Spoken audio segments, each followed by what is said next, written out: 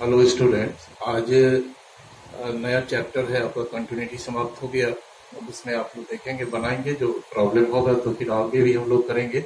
ठीक है, आज का टॉपिक है हम लोग का डिफरेंशिएबिलिटी। ठीक है, तो 11th में थोड़ा बहुत हम लोग डिफरेंशिएशन पढ़े हैं, डिफरेंशिएशन फ्रॉम फर्स्ट प्रिंसिपल। ठीक है, तो डिफरेंशिएबिलिटी का मतलब ये हुआ कि हम लोग जो फंक्शन पढ़े थे कि y equal to f x, यदि कोई फंक्शन है और उसको डिफरेंशिएट करेंगे तो उसमें दो सिंबल होता है, या तो dy बाई डी एक्स और या नहीं तो एफ डैश एक्स।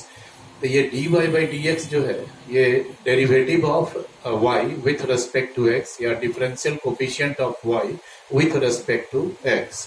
तो कोई फंक्शन को डिफरेंशिएबल अभी आगे कुछ डिटेल करेंगे हम लोग, left hand right hand derivative वगैरह, लेकिन अभी तत्काल ये समझिए कि कोई फंक्शन डिफरेंशिएबल तब कहलाएगा जब उसका डेरिवेटिव जो है वो एग्जिस्ट करे फाइनाइटली।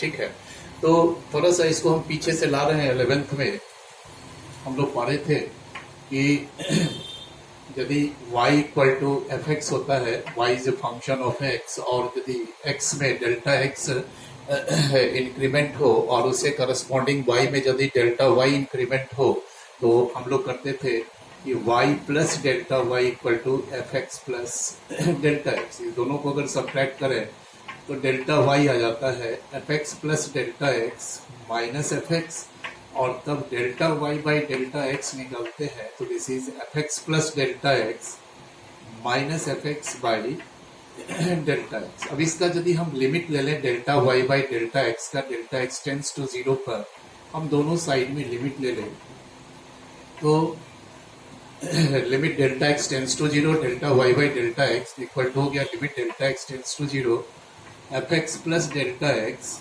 और minus F x by delta X. तो ये जो delta y by delta X जो है ये तो इंक्रीमेंट, ये कोशेंट जो आप देख रहे हैं delta y by delta x, ये क्या है? तो x और y और x में जो इंक्रीमेंट है उसी का ये कोशेंट रेशियो है। तो इसका जब आप लिमिट ले लेते हैं डेल्टा एक्स टेंड्स टू 0 पर, तो ये होल क्वांटिटी को हम लोग लिखते हैं dy बाई dx।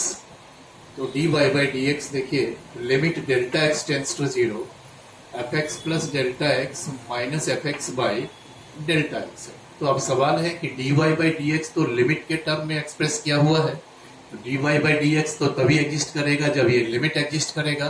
ठीक ना, यानी कि इस टर्म जो होल टर्म है इसका लेफ्ट हैंड और राइट हैंड लिमिट जब इक्वल होगा तभी dy बाई dx एग्जिस्ट करेगा। तो अब हम लोग आते हैं, थोड़ा इसको बाद में हम इसको लिख दिए है, इसको हम बाद में दिखाएंगे कि डिफरेंशिएबिलिटी में भी कुछ यही बात होता है। देखिए टॉपिक में कि डिफरेंशिएबिलिटी में हम क्या लिखते हैं कि function f x is said to be or differentiable or differentiable at x equal to c if limit x tends to c fx minus fc by x minus c exists finitely। अब देखिए ये क्या term है, ये हम ये कर रहे हैं कि जो पहले हम लोग 11th में जो टर्म देखे हैं वो टर्म और ये टर्म दोनों एक ही चीज, अंतर सिर्फ ये है कि यहाँ का जब हम लिमिट चेंज कर देंगे, x यहाँ टेंड कर रहा है c की ओर, तो यदि हम x माइनस सी को कुछ एज्यूम कर लें, मान लीजिए कि x माइनस सी को हम h मान लें, तो x इक्वल टू कितना हो जाएगा, तो x plus C plus H, और as x tends to c h tends to 0, तो यही लिमिट हमारा चेंज होके हो जाएगा limit h tends to 0, x के जगह क्या पुट कर देंगे c plus H minus F C by C plus H minus C. तो आप जब देखेंगे कि दोनों एक ही चीज है, यहाँ है limit delta x tends to 0 F x plus delta x minus F x by delta x, यहाँ डेल्टा एक्स के जगह पर h लगा दिया, h tends to 0 F c plus H minus F C by H.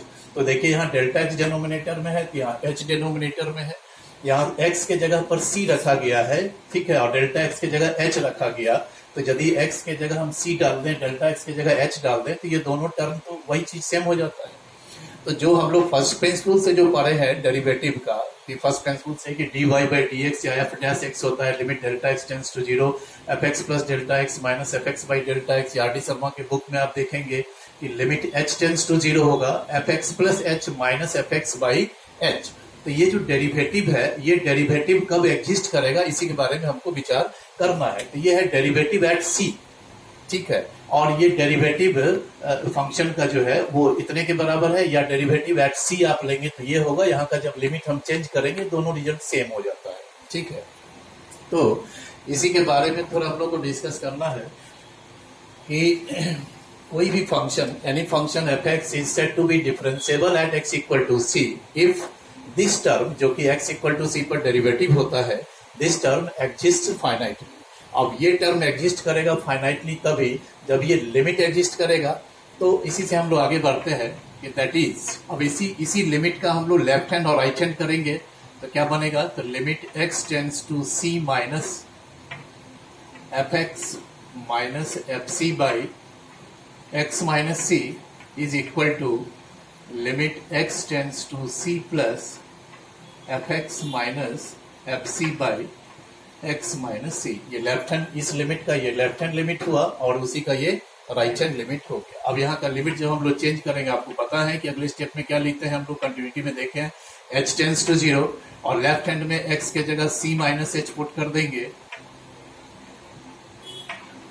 यहाँ भी c minus H minus C, और ये हो गया limit h tends to 0 x के जगह c plus H minus F C by C plus H minus सी। ये C को हमने कैंसिल कर लिया, दैट इज आता है limit h tends to 0 F C minus F C by minus h, और ये टर्म हो गया limit h tends to 0 F c plus H minus F C by h, ठीक है।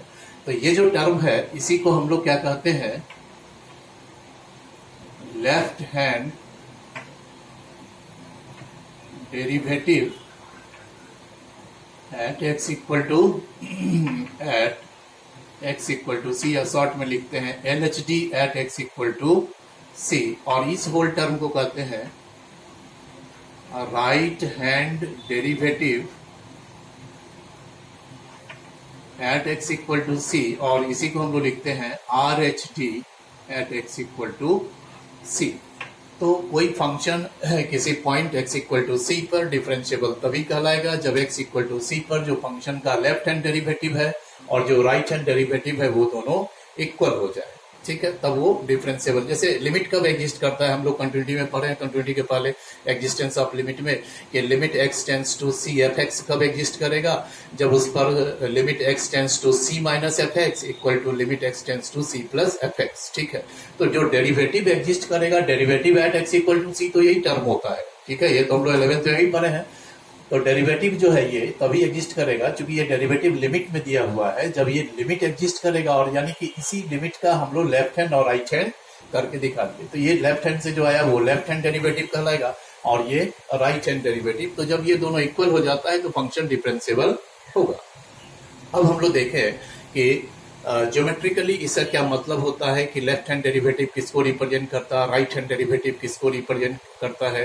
क्या होता है कि यदि किसी फंक्शन का left hand right hand derivative किसी पॉइंट पर इक्वल हो तो उस पॉइंट पर वो फंक्शन डिफरेंशिएबल हो जाता है, ठीक है, ज्योमेट्रिकल इंटरप्रिटेशन। लेकिन हमने 11th में भी आपको एक चीज बताया था ज्योमेट्रिकल इंटरप्रिटेशन के बारे में, जैसा उसको देखिएगा कि ये जो dy बाई dx जो होता है, dy बाई dx या f डैश x किसी पॉइंट पर ये किसको रिप्रेजेंट करता है, तो आपको पता है, हम बताए थे 11th में, किसी कर्व के किसी पॉइंट पर डाले गए टेंजेंट का जो स्लोप होता है ना। ये कोई कर्व है, ये कोई पॉइंट है, इस पॉइंट पर डाले गए टेंजेंट का जो स्लोप होगा वही dy बाई dx देता है। यानी dy बाई dx एट, अगर हम लिखते हैं dy by ds at x equal to C, तो ये किसको रिप्रेजेंट करेगा, तो ये रिप्रेजेंट करेगा slope of the tangent drawn to the curve at x equal to सी। ये कर्व के x equal to C point पर जो आप टेंजेंट डालेंगे, इस टेंजेंट का जो स्लोप होता है वह रिप्रेजेंट करता है किसको, तो डेरिवेटिव को। डेरिवेटिव किसी पॉइंट पर जो डेरिवेटिव होता है वो किसको रिप्रेजेंट करेगा, तो उस पॉइंट पर कर्व पर डाले गए टेंजेंट के स्लोप को। तो अब हम लोग देखते हैं ये क्या मतलब होता है, left hand right hand derivative यदि इक्वल हो जाता है तो क्या होता है वो हम लोग देखते हैं।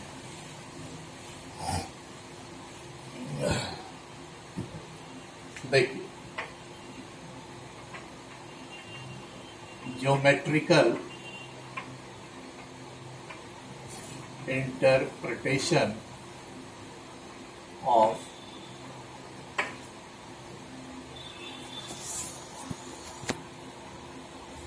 लिखते हैं, सीधा दिखाई देता है टेढ़ा। Geometrical interpretation of differentiability at a point. ठीक है, इसको समझो।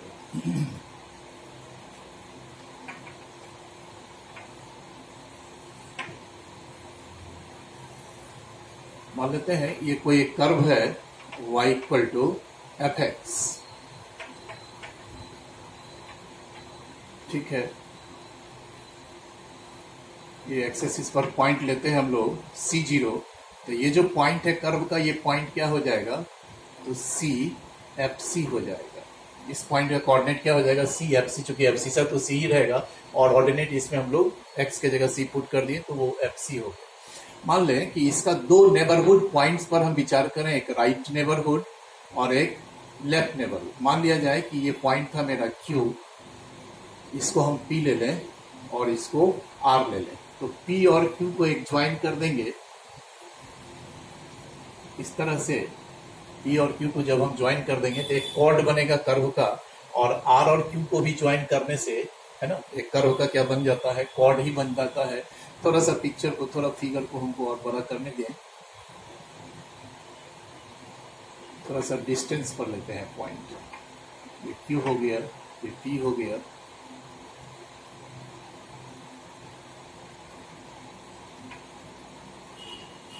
इसको भी हमने ज्वाइन कर दिया, इसको भी थोड़ा दिखा रहे हैं जान के कि दिखाई दे कॉर्ड। ठीक है, तो अब देखिए क्या होगा कि इस Q पॉइंट का कोऑर्डिनेट तो हमको पता है CFC है। तो इस P पॉइंट का कोऑर्डिनेट मान लो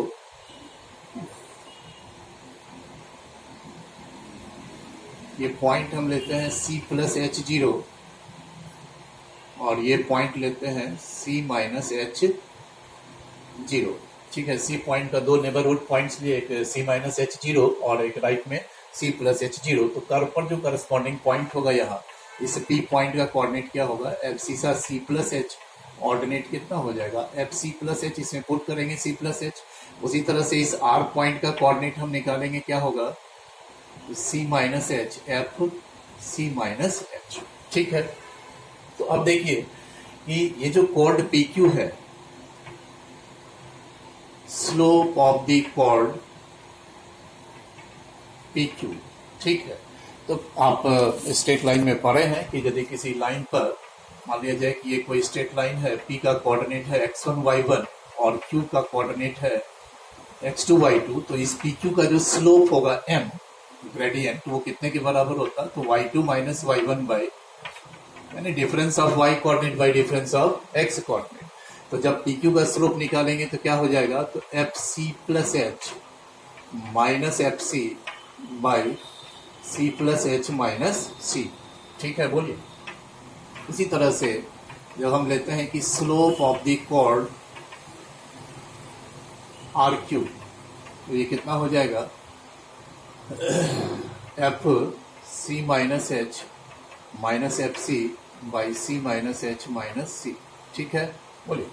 तो ये जो टर्म है अभी तुरंत हमने देखा, अभी जो इसके पहले हम जो मिटाए हैं वहां पर आप देखें कि लेफ्ट हैंड डेरिवेटिव और राइट हैंड डेरिवेटिव। तो लेफ्ट हैंड डेरिवेटिव में आप देखे होंगे ये टर्म यूज हुआ होगा, सिर्फ लिमिट लेना भी नहीं लिया।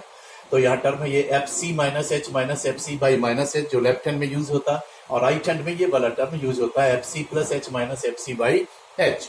तो ये एक्चुअली किसका स्लोप है, तो ये जो कॉर्ड है P और Q का। ठीक है, ये जो PQ कॉर्ड है और एक RQ कॉर्ड है, उसका स्लोप ये दे दिया। अब समझना एक बात फिर होगा कि कॉर्ड का जो लिमिटिंग पोजीशन होता है वही टेंजेंट भी हो जाता है। एक चीज देखिए, मान लिया जाए कि ये P और Q पॉइंट है, इसको हमने ज्वाइन कर दिया, ये PQ तैयार हो गया। यदि if P moves towards Q along the curve, ठीक है, यदि P पॉइंट जो है कर्व पर ही मूव कर रहा है टुवर्ड्स Q, तो क्या होगा कि अभी P यहाँ था, अब P कहाँ चलाया, मान लीजिए यहाँ पे चलाया तो कॉर्ड ये हो गया छोटा। अगर P यहाँ चलाया तो कॉर्ड और छोटा हो गया ये P। यदि P पॉइंट Q से कोइंसाइड कर जाएगा तो वैसे स्थिति में जो कॉर्ड है PQ that becomes tangent at Q। हम क्या कहना चाहे, थोड़ा इसको और देखिए, समझिए बात को पहले। तो मान लिया जाए कि ये अभी PQ कोई कॉर्ड है, ठीक है। यदि ये P point along the curve towards Q move करेगा तो अभी अगर P यहाँ चलाएगा तो जो PQ कॉर्ड का लेंथ तो वही रहेगा, बाहर जाना है। फिर मान लीजिए P यहाँ चलाया तो PQ कॉर्ड हमारा इस स्थिति में आ जाएगा नहीं। लेकिन यदि P पॉइंट आते मूव करते करते Q से कोइंसाइड कर जाएगा तब तो ये कॉर्ड जो है PQ वो तो टेंजेंट हो जा रहा है ना P पॉइंट पर, ठीक है। तो समझना ये है कि ये जो कॉर्ड PQ है उसमें यदि P टेंड करने लगेगा Q की ओर तो ऐसे स्थिति में क्या हो जाएगा कि ये जो PQ जो कॉर्ड है वो Q पॉइंट पर टेंजेंट बन जाता है। या उसी तरह से फिर देखें ये जो RQ कॉर्ड है यदि R Q की ओर टेंड करने लगे और R जब जाकर के Q से कोइंसाइड कर जाएगा तो वैसे स्थिति में क्या होगा कि ये RQ अब कॉर्ड नहीं रह करके RQ एक टेंजेंट तैयार हो जाएगा। ये जो आप देख पा रहे हो यहाँ पर, ये इस स्थिति में आ जाएगा PQ और इस स्थिति में आ जाएगा RQ।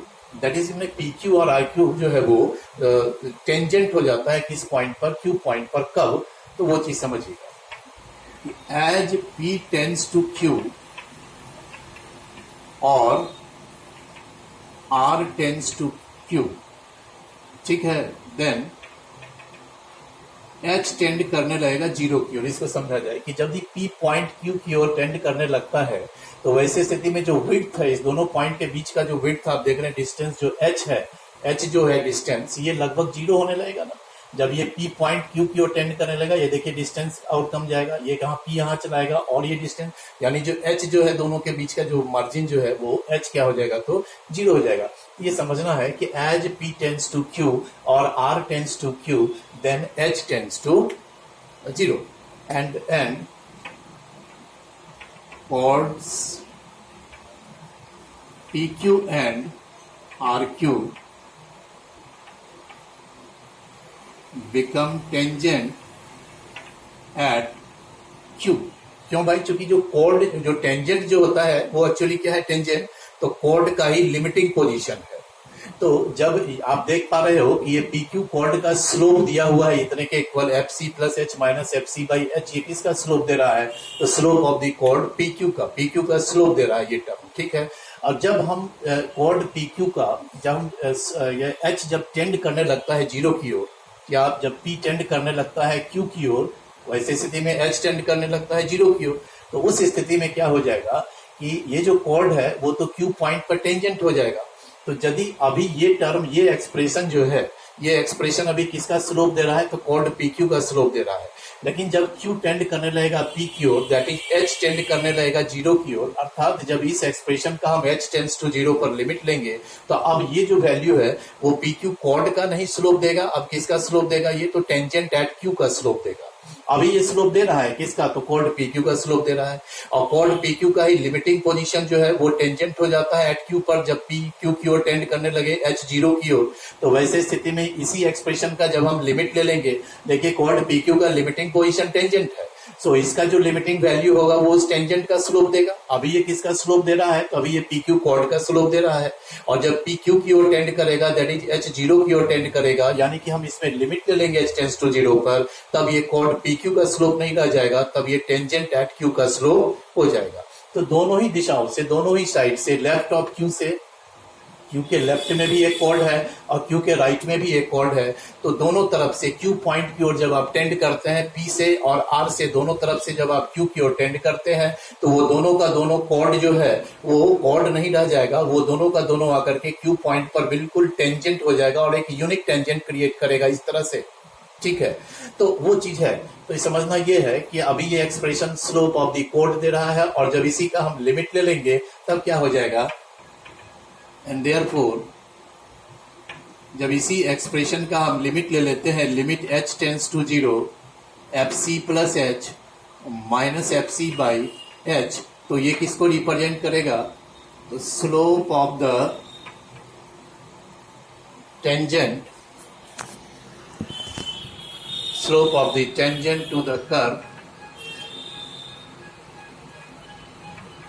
at C from right of C, चूंकि देखिए सॉरी C नहीं यहाँ Q होगा, फ्रॉम राइट ऑफ Q, यानी Q पॉइंट के राइट से जो आप टेंजेंट डाले हैं Q पॉइंट पर, उसका जो स्लोप है ये देगा। और ये किसका स्लोप दे रहा है? तो PQ कोड का स्लोप दे रहा है, और PQ कोड का ही लिमिटिंग पोजीशन टेंजेंट हो जाता है Q पॉइंट पर। तो जब इसका हम लिमिट ले लेंगे h टेंड्स टू 0 पर, तब ये किसको रिप्रेजेंट करेगा? तो slope of the tangent to the curve at Q from right of Q। चूंकि ये कॉर्ड Q पॉइंट के राइट में है, तो ये कॉर्ड कन्वर्ट करेगा टेंजेंट में। उसी तरह से कि ये जो टर्म है हमारा कि limit h tends to 0 fc minus h और minus fc by minus h, ये किसको रिप्रेजेंट करेगा? तो slope of the tangent to the curve at Q from left of Q।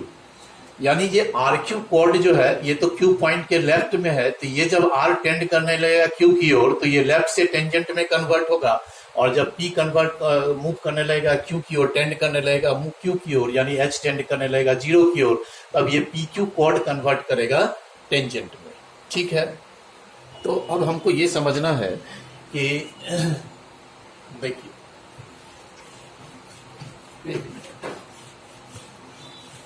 अब हम लोग डिफरेंशियबिलिटी को ज्योमेट्रिकली इंटरप्रेट करते हैं। ये सारा टर्म आगे सामने में। अब देखिए तो क्या मतलब हुआ।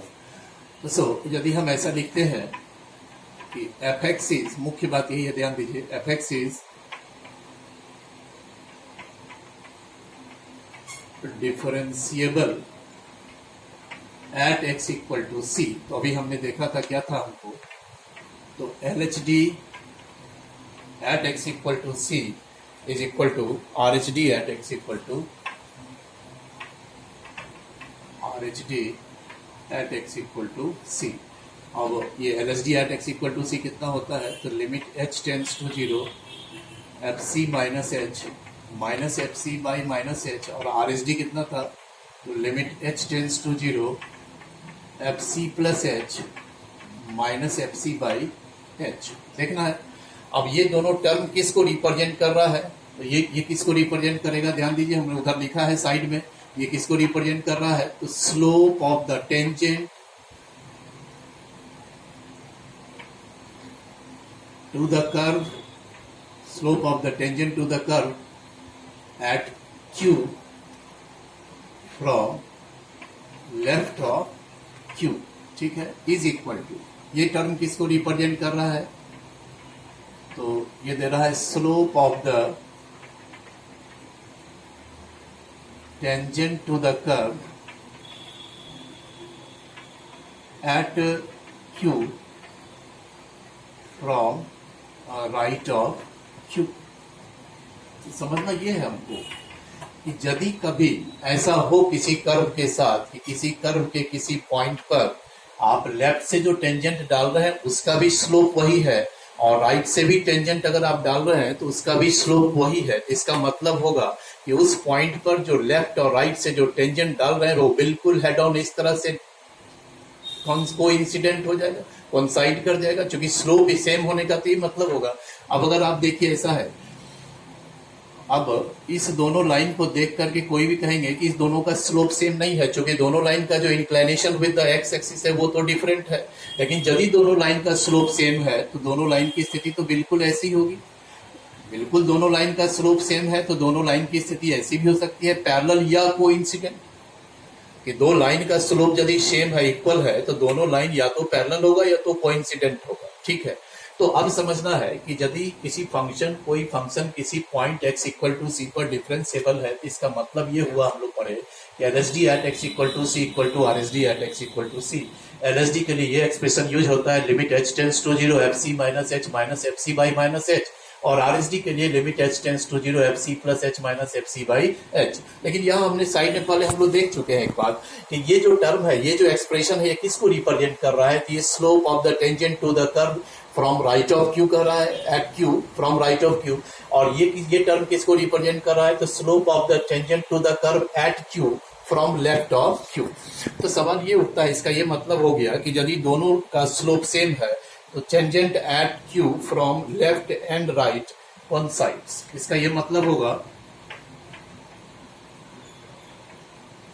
Tangents from left and right of Q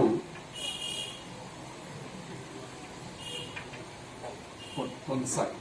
ठीक है, इसका ये मतलब हुआ कि tangents from left and right of Q coincide. दोनों टेंजेंट जो है वो एक ही जगह आकर के कोइंसाइड कर गया। इसका ये मतलब होगा कि we can draw a unique tangent at Q. इसका ये तात्पर्य हुआ, इसका ये मतलब होगा कि there implies we can draw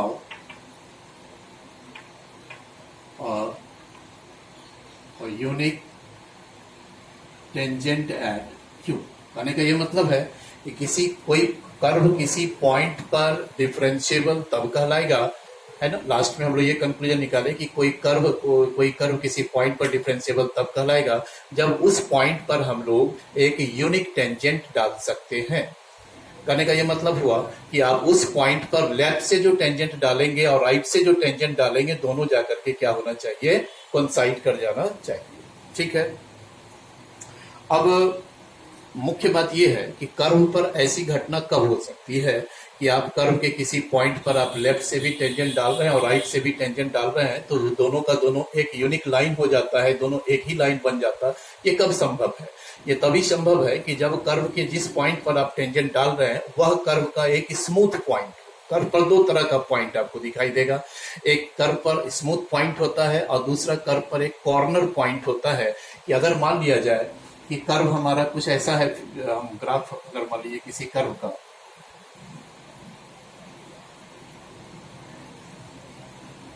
तो मान लीजिए इस तरह से है कोई कर्व। ठीक है, तो इस कर्व में हम लोग देख रहे हैं कि जैसे ये पॉइंट है तो यह कर्व का एक स्मूथ पॉइंट कहलाएगा। क्यों कहलाएगा? क्योंकि इस कर्व पर यदि इस पॉइंट से लेफ्ट से यदि हम टेंजेंट डालेंगे तो ये टेंजेंट तैयार होगा, और इस पॉइंट के जस्ट राइट से टेंजेंट डालेंगे तो ये हमारा टेंजेंट तैयार होता है। ठीक है, आप देख पा रहे हैं कि ये चूंकि स्मूथ पॉइंट है तो वो दोनों टेंजेंट जाकर के एक ही जगह कोइंसाइड कर गया और एक यूनिक लाइन तैयार हो गया, एक ही लाइन हो गया, वो डिफरेंट लाइंस नहीं है। तो ऐसा इसलिए हुआ क्योंकि ये पॉइंट कैसा है? स्मूथ पॉइंट है, और दोनों यदि टेंजेंट कोइंसाइड कर जा रहा है तो इसका मतलब हुआ कि फिर दोनों का स्लोप भी सेम है। ठीक है, तो दोनों का स्लोप सेम हो जाएगा तो ये एक लाइन तैयार हो जाएगा। लेकिन यही बात यदि हम इस पॉइंट पर चाहें कि कर्व के इस पॉइंट पर एक यूनिक टेंजेंट हम डालें, ये पॉसिबल नहीं है। इस कर्व के लेफ्ट से यदि हम टेंजेंट डालते हैं तो हमारा टेंजेंट कुछ ऐसा होगा, और इसके राइट से यदि हम टेंजेंट डालेंगे तो हमारा टेंजेंट इसी लाइन से कोइंसाइड कर जाएगा, इस तरह का होगा। ये ऐसा इसलिए हुआ क्योंकि ये जो है कर्व पर जो पॉइंट है यह स्मूथ पॉइंट नहीं है। हम इसको कई एग्जांपल से आपको दिखाएंगे। अभी ये स्मूथ पॉइंट नहीं, एक ऐसा पॉइंट है, ये कर्व का कॉर्नर पॉइंट हो गया। तो कॉर्नर पॉइंट से जब भी आप उस पॉइंट, कॉर्नर पॉइंट है कोई, तो उस पॉइंट के लेफ्ट से आप टेंजेंट डालेंगे तो एक अलग लाइन तैयार होगा, स्ट्रेट लाइन बनेगा, और उस कर्व पर यदि उस कॉर्नर पॉइंट के जस्ट राइट से आप टेंजेंट डालेंगे तो ये एक अलग लाइन तैयार होगा। दोनों कभी भी एक स्ट्रेट लाइन फॉर्म नहीं करेगा। ठीक है, और दोनों का स्लोप कभी इक्वल नहीं होगा। तो आप इस पॉइंट पर जो लेफ्ट से टेंजेंट डाले हैं तो इस टेंजेंट का जो स्लोप होगा वो लेफ्ट हैंड डेरिवेटिव देगा, और इस पॉइंट के राइट से जो कर्व पर टेंजेंट आपने डाला है उस टेंजेंट का जो स्लोप देगा वो राइट हैंड डेरिवेटिव देगा। तो इसका लेफ्ट हैंड और राइट हैंड डेरिवेटिव इक्वल होगा। क्यों होगा? क्योंकि लेफ्ट से जो आप टेंजेंट डाले हैं पॉइंट पर और राइट से जो टेंजेंट डाले हैं दोनों का स्लोप सेम है। तो दोनों का स्लोप सेम है तो यानी कि एलएसडी और आरएसडी इक्वल है। क्योंकि एलएसडी आरएसडी तो स्लोप को ही रिप्रेजेंट कर रहा है ना, उस पॉइंट पर लेफ्ट से जो डाले हैं आप टेंजेंट उसका स्लोप एलएसडी का लाएगा, और उस पॉइंट पर जो राइट से आप टेंजेंट डालेंगे वो आरएसडी का लाएगा। और दोनों इक्वल तभी होगा जब दोनों वैल्यू, दोनों लाइन जब कोइंसाइड कर जाएगा तभी दोनों का स्लोप इक्वल होगा, और तभी लेफ्ट और राइट डेरिवेटिव इक्वल कहलाएगा। लेकिन यदि वो कॉर्नर पॉइंट हो जाता है तो लेफ्ट से टेंजेंट डालेंगे तो एक अलग लाइन तैयार होता है, और राइट से टेंजेंट डालेंगे तो अलग पॉइंट एक अलग लाइन तैयार होता है। तो दोनों का स्लोप तो डिफरेंट है, तो जब स्लोप डिफरेंट होगा तब तो भाई एलएसडी और आरएसडी भी अलग अलग हो जाएगा। ठीक है, तो इस चीज को हम लोग कई एग्जाम्पल से अब देखने का प्रयास करेंगे। तो इसका मतलब हुआ कि we can draw a unique tangent at Q, that is, इसका और तात्पर्य हो जाएगा कि that is Q is a smooth point of the curve, है ना। क्यू जो है वो कर्व का कैसा पॉइंट है, तो स्मूथ पॉइंट है। ठीक है, यूनिक टेंजेंट डालने का बोलते हैं। अब इसको हम लोग कई एग्जाम्पल से देखने का प्रयास करते हैं ये क्या कर रहा है ना। हम दोनों स्थितियों पर विचार करेंगे कि एक बार एलएसडी आरएसडी का फॉर्मूला भी हम यूज करेंगे, है ना, और उससे देखेंगे कि क्या एलएसडी आरएसडी लिमिट से सेम आ रहा है कि नहीं, और ज्योमेट्रिकली क्या हो रहा है बात, जैसा उसको देखा जाए। जैसे पहला हम फंक्शन लेते हैं f x equal to x square, बहुत अच्छा है, इसको समझिए। ठीक है, f x equal to x square, तो आप तो जान रहे हैं कि एफ एक्स को तो हम लोग वाई ले लेते हैं, ग्राफ जब स्केच करेंगे y equal to x square कैसा कर्व है, तो ये तो अपवर्ड पैराबोला है। ठीक है, मान लीजिए इस तरह से अपवर्ड पैराबोला है।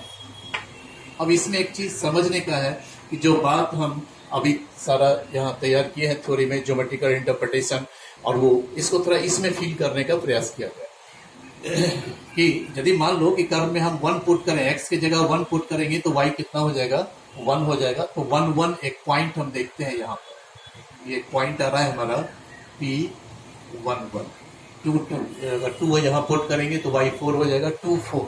फिर कहीं एक पॉइंट आएगा, मान लो ये Q है, इसका कोऑर्डिनेट क्या हम ले लें 2 4, x की जगह 2 डालते हैं y 4 हो जाता है। ठीक है, अब आप देख पा रहे हैं कि ये जो P और Q पॉइंट है, क्या ये कॉर्नर पॉइंट है, क्या ये कॉर्नर वहां क्रिएट हो रहा है, नहीं, ये स्मूथ पॉइंट है। और ऐसे स्थिति में क्या होगा कि इस P पॉइंट पर यदि कर्व पर हम लेफ्ट से टेंजेंट डालते हैं तो हमारा ये लाइन तैयार होता है, और इसी कर्व पर P के जस्ट राइट से जो हम टेंजेंट डालेंगे तो वो भी यही स्थिति होता है। तो ये जो हमारा हाफ हाफ जो टेंजेंट हुआ कि टेंजेंट फ्रॉम राइट और टेंजेंट फ्रॉम लेफ्ट, ये दोनों टेंजेंट मिलकर के एक स्ट्रेट लाइन तैयार कर दिया, एक यूनिक लाइन तैयार कर दिया। ठीक है, आप तो देख पा रहे हैं इस चीज को। तो ये सेम लाइन हो गया। ऐसा क्यों हुआ, क्योंकि ये पी कैसा पॉइंट है, तो कॉर्नर पॉइंट है। ठीक है, तो जब कॉर्नर पॉइंट है तो अब इधर से लेफ्ट से जो आप टेंजेंट डाले इसका जो स्लोप होगा वो LHD देगा, इस लाइन का जो स्लोप होगा, और इसका जो स्लोप होगा वो क्या देगा, हमारा RSD देगा। तो ज्योमेट्रिकली तो हम लोग देख पा रहे हैं कि ये दोनों सेगमेंट का स्लोप तो सेम है, सेम स्लोप है, इसका मतलब कि लेफ्ट हैंड और राइट हैंड डेरिवेटिव सेम होगा। ठीक है, और ऐसे स्थिति में क्या होगा कि ये curve x equal to a पर डिफरेंशिएबल होगा, सिर्फ ज्योमेट्रिकली। अब इसको हम लोग इस तरह से करके चेक करके देखते हैं। देखिए तो कि यदि हम LHD एक इधर करता, देखिए यदि हम LHD at x equal to 1, x equal to 1 ही ना है, कर्व पर x इक्वल टू 1 पॉइंट है वो, LHD at x equal to 1 जब हम निकालते हैं तो क्या देखते हैं, ये टर्म आएगा limit h tends to 0, fc minus h था तो f1 माइनस h हो जाएगा। ठीक है, fc minus h minus fc by minus h, यही होता ना लेफ्ट हैंड डेरिवेटिव। अब 1 माइनस h है तो यहाँ 1 माइनस h पुट करेंगे तो क्या देगा वैल्यू, इनपुट है 1 माइनस h तो आउटपुट तो यही होगा, इनपुट 1 डालेंगे तो आउटपुट ये होगा। ठीक है, अब आप देखें हम लोग मैथमेटिकली कि हम लोग इस तरह से जब कैलकुलस से हम जब यूज करके हम देख पा रहे हैं कि जब इसका लिमिट फाइंड करेंगे तो आप देखिएगा कि इसका जो लेफ्ट और राइट डेरिवेटिव का जो लिमिट जो आएगा हमारा, जो लेफ्ट हैंड और राइट हैंड जो इवेल्युएट होके आता है वो सेम वैल्यू देगा। इस लिमिट को हम फाइंड करते हैं, देखिए इसको ब्रेक करें तो 1 plus h square minus 2h minus 1 by, ये तो कैंसिल ही हो गया। आप न्यूमरेटर से माइनस h को कॉमन कर लीजिए तो ये इस तरह से मिल गया हमको, ये कैंसिल हो गया। अब h की जगह हम लोग 0 पुट कर देंगे तो डिटर्मिनेट फॉर्म में 2 minus 0 equal to 2। So left hand derivative मेरा कितना आया, तो 2 आया। इसका अर्थ ये हुआ ज्योमेट्रिकली कि इस P पॉइंट पर कर्व पर जब हम लेफ्ट से टेंजेंट डालेंगे तो उसका स्लोप हमारा कितना आएगा, तो निश्चित रूप से 2 ही आएगा। यदि हमको इसका इंक्लिनेशन पता हो, थीटा पता हो जाए और m equal to tan theta से आप निकालेंगे, देखिएगा 2 ही आएगा। ठीक है, तो अब देखिए लेफ्ट हैंड डेरिवेटिव 2 आया। अब हम RSD at x equal to 2, x equal to 1 निकाल के देखते हैं, देखिए तो कितना आएगा, तो limit h tends to 0, fc plus h, f1 plus h minus fc, तो माइनस f1 बाई h होता है। अब फिर इसको हम लोग पुट कर दें तो ये 1 plus h whole square minus 1 square by h, ये फाइनली कितना देता है, तो 1 plus h square plus 2h minus 1 और बाई एच, फिर हम h को कॉमन कर लें न्यूमरेटर से और इसको कैंसिल भी कर लें, तो फाइनली हमारा 0 प्लस 2 इक्वल टू 2। देयरफॉर हम लोग कह सकते हैं ना कि LHD at x equal to 0, sorry at x equal to 1 is equal to RHD at x equal to 1। या हम लोग तो देख पा रहे हैं कि लेफ्ट हैंड और राइट हैंड डेरिवेटिव का जो लिमिट से जो वैल्यू आ रहा है वो तो हमारा सेम आ रहा है, 2 और 2 दोनों में आ रहा है।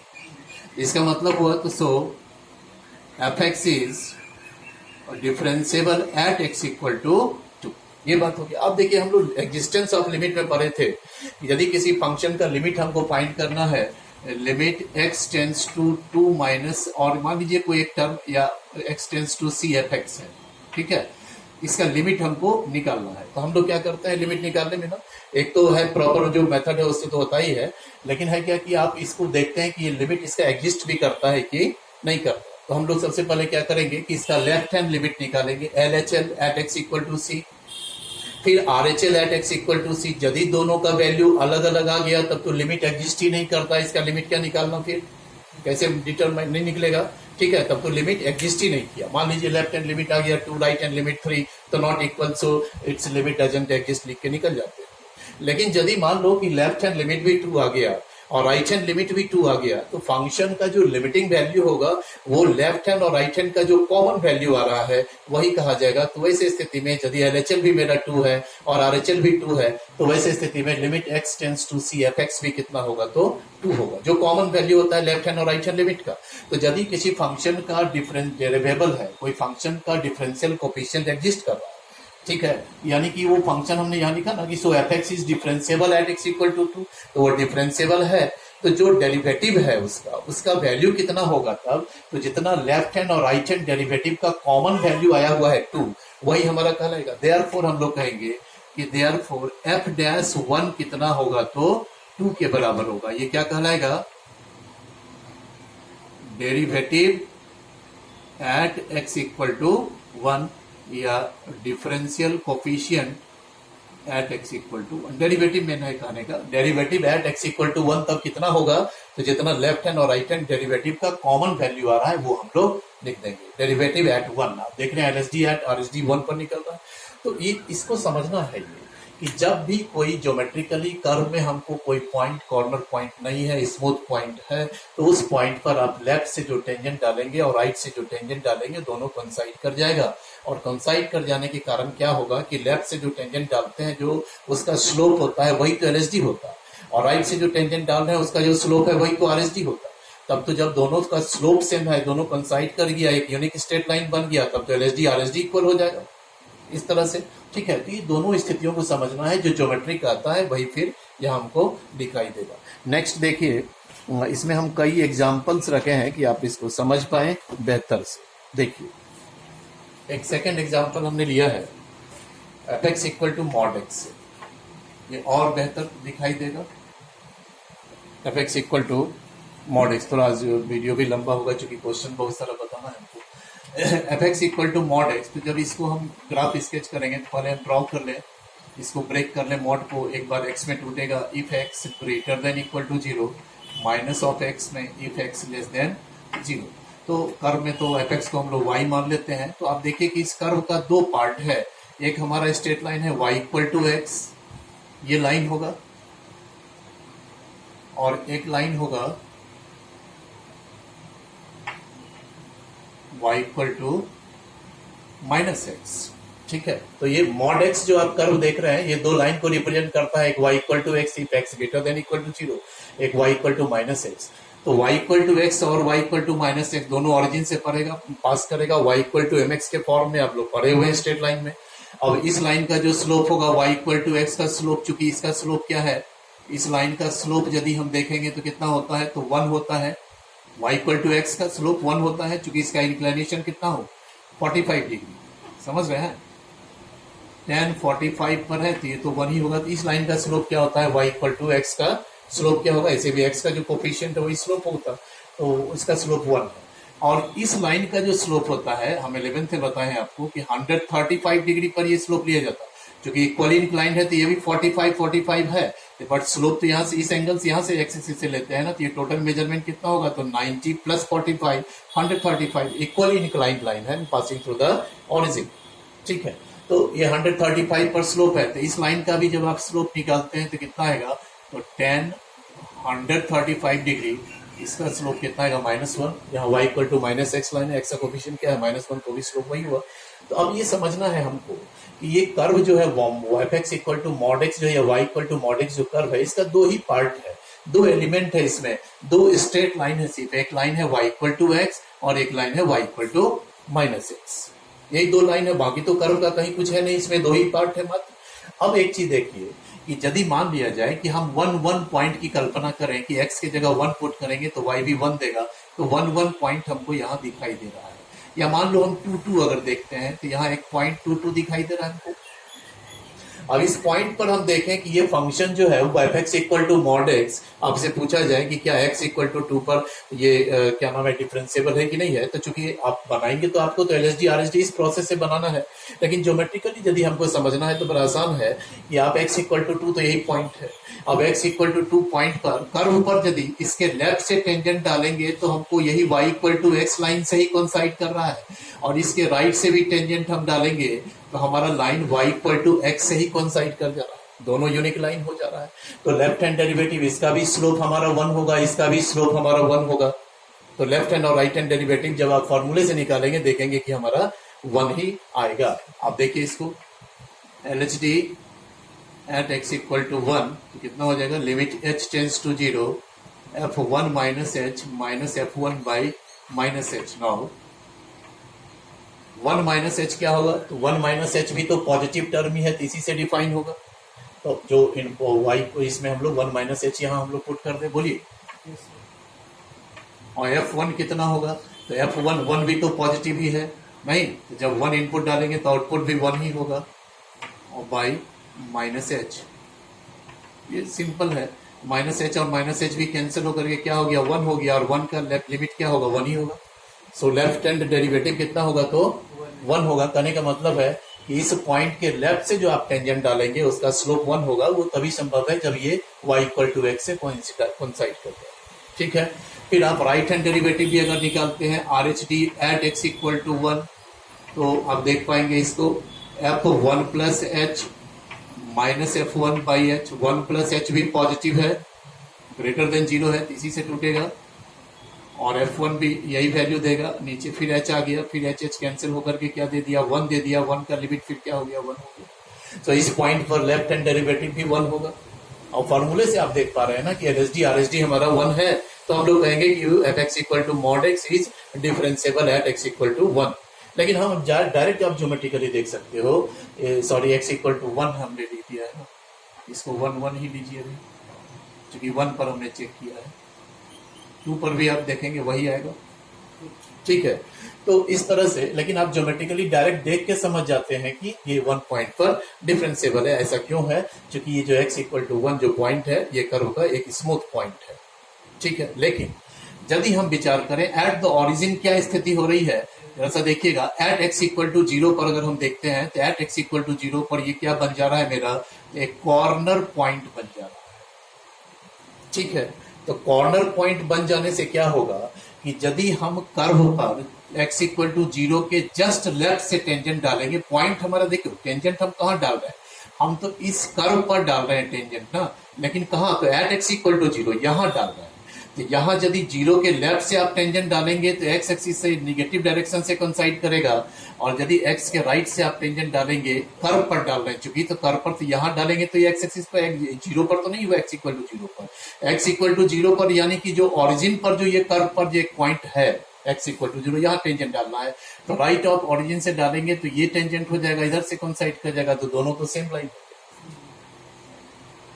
समझ रहे। लेकिन क्या है कि यहाँ एक बात ध्यान देना है, सॉरी हम इसको दूसरी तरह से हम कह पाए, नहीं कह पाए सही से, ध्यान रखिएगा। ये तो x एक्सिस पर ना टेंजेंट हो गया, ये तो नहीं कर रहा है, कर्व पर टेंजेंट डालना है, तो आप ऐसे समझिए, चूंकि वहां मिला हुआ नहीं दिखाई दे रहा, ये कर्व की स्थिति है x इक्वल टू 0 है, यहाँ टेंजेंट डालना है हमको, तो टेंजेंट तो कर्व पर डालेंगे ना, तो यदि ऑरिजिन से लेफ्ट से टेंजेंट डालेंगे तो इस लाइन से कोइंसाइड करेगा, सॉरी कि एट लेस देन जीरो, यानी कि जीरो के लेफ्ट से जब आप टेंजेंट डालेंगे कर्व पर, ये तो एक्सिस पर डला रहा है टेंजेंट ना, तो कर्व पर जब डालेंगे इस पॉइंट पर तो टेंजेंट कैसा होगा, ऐसा होगा। लेफ्ट से जब टेंजेंट डालेंगे यही होगा, मोटा लाइन हम बना दे रहे हैं, देखिए क्या उससे कोइंसाइड कर जाएगा। और कर्व के ओरिजिन के जस्ट राइट से टेंजेंट डालेंगे कर्व पर, तो ये हमारा टेंजेंट, तो ये लाइन बन जाएगा ना, बोलिए कर्व पर डाल रहे हैं at x equal to zero पर, तो ये टेंजेंट बन जाएगा। तो दोनों टेंजेंट तो अलग अलग हो जा रहा है ना, दोनों लाइन तो अलग अलग हो रहा है, दोनों कोइंसाइड कहाँ कर जा रहा है, कि ये लाइन हो रहा है जिसका स्लोप -1 है, इसका स्लोप कितना आ रहा है, तो आपको +1 आ रहा है। तो कर्व पर जब आप टेंजेंट डालेंगे, आप ऐसे टेंजेंट नहीं डाल सकते, ये कर्व पर थोड़ी डलाया, तो एक्स एक्सिस पर आ गया, कर्व तो हमारा ये दो लाइन है सिर्फ ना। तो एक्स इक्वल टू जीरो, जैसे आप देखिए कि यहाँ 1 पर टेंजेंट डाले हैं, तो 1 के लेफ्ट से डाले हैं तो यहाँ आया, 1 के राइट से भी डाले हैं तो यहाँ आया, चूंकि 1 स्मूथ पॉइंट है, बट जीरो हमारा स्मूथ पॉइंट नहीं है, ये कैसा है, कॉर्नर पॉइंट है। तो जीरो पर यदि लेफ्ट से हम टेंजेंट डालेंगे तो हमारा इस लाइन से कोइंसाइड करेगा, ऐसे ये टेंजेंट होगा। राइट से हम टेंजेंट डालेंगे तो हमारा ये टेंजेंट तैयार होगा, ठीक है। तो हमारा दोनों टेंजेंट ही अलग अलग हो गया, यूनिक टेंजेंट हम नहीं डाल पा रहे हैं वो at x equal to zero पर, लेकिन इस पॉइंट पर हम डाल पा रहे हैं, इस पॉइंट पर डिफरेंशिएबल होगा, और ये कॉर्नर पॉइंट हो गया, तो आपका लेफ्ट हैंड डेरिवेटिव -1 हो जाएगा, राइट हैंड डेरिवेटिव फॉर्मूले से भी आप निकालेंगे, तो एलएसडी आपका -1 आएगा, आरएसडी आपका +1 आएगा। तो वैसे स्थिति में क्या होगा, फंक्शन डिफरेंशिएबल नहीं होगा, ठीक है। तो और भी एग्जाम्पल, एक बहुत इंटरेस्टिंग एग्जाम्पल है, इसको देखिए।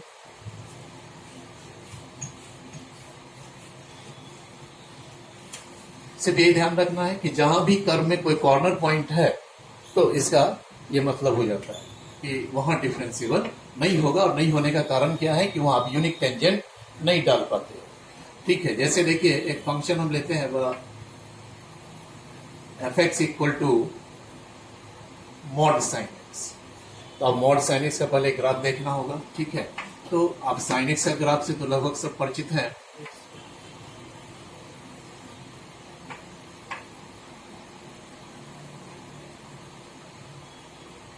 ये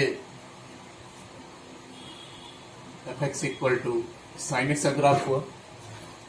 तो इसमें जो ज्योमेट्री है वो देखिए, अबव एक्स एक्सिस भी है और बिलो एक्स एक्सिस भी है। अबव एक्स एक्सिस जो है वो आपको पॉजिटिव वैल्यू दिखा रहा है साइन फंक्शन का आउटपुट, और बिलो एक्स एक्सिस है तो वो नेगेटिव वैल्यू दिखा रहा है साइन फंक्शन का आउटपुट, ठीक है। लेकिन जब आप मॉड लगा देते हैं, तो मॉड लगाने से क्या होगा कि फंक्शन का मॉडुलस का आउटपुट तो हमेशा पॉजिटिव होगा। तो यदि आप एक चीज देखिए कि साइन फंक्शन में यदि आप इनपुट इधर से लेते हैं, that is greater than 180 degree, ये π/2, 3π/2, 2π, 5π/2 ऐसी स्थिति है।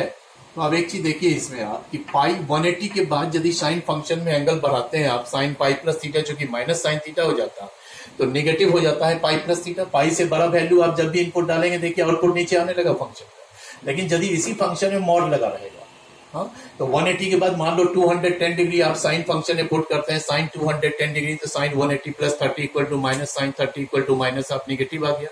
बट यदि वहां मॉड लगा होता शुरू से, मॉड साइन थीटा, तो उसमें अगर आप 210 डिग्री पुट करेंगे तो लास्ट में हमारा वैल्यू देगा -12 mod of -12 which is positive, ultimately positive हो जाएगा वो। तो वैसे स्थिति में मॉड साइन एक्स का यदि हम ग्राफ देखेंगे तो हमारा जो फंक्शन का आउटपुट है वो हर हमेशा पॉजिटिव होगा। जो निगेटिव वाला, जो नीचे वाला जो पोर्शन है, इसका हम लोग इस तरह से इमेज बना लेते हैं ऊपर एक्स एक्सिस के ऊपर, यानी ये पॉजिटिव आउटपुट दे रहा है इस रेंज में भी, और इसको हम लोग क्या करेंगे, हटा देंगे। नीचे वाला जो ज्योमेट्री है इसका सिर्फ इमेज ले लेते हैं हम लोग एक्स एक्सिस के मिरर में, ठीक है। तो ये हमारा किसका कर्व हो गया, तो मॉड साइन एक्स का ग्राफ हो गया।